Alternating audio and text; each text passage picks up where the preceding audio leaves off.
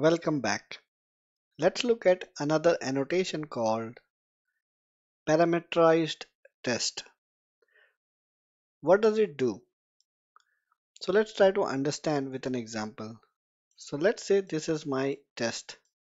This test 1 and test 2.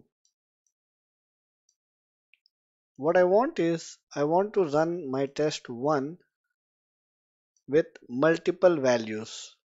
Value 1, value 2, value 3 with these set or maybe value n.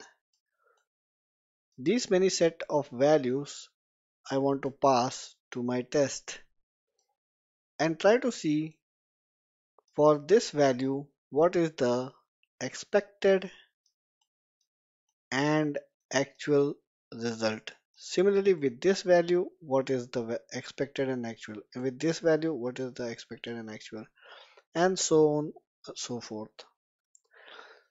Sometimes this kind of requirements arises when you have to run a test multiple times, the same test multiple times with different values, especially in cases of boundary cases or boundary situations where you are testing. Of course, you are testing the middle flows, but you should also test the boundary conditions, and that's where these comes handy. So with JUnit 5 @parameterized test annotation, this is possible. You can pass different values. You don't have to run the test again and again. You run the test only once and pass the different values with which you want to make sure that your test is getting executed. And of course, with @parameterized test, you have to use another annotation called @ValueSource, and then of course you provide this as here it has provided with the strings and different string values.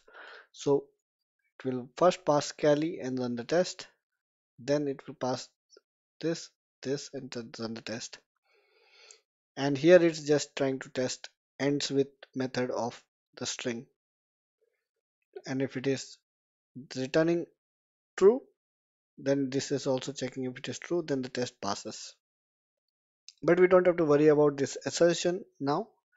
We are going to look at it later.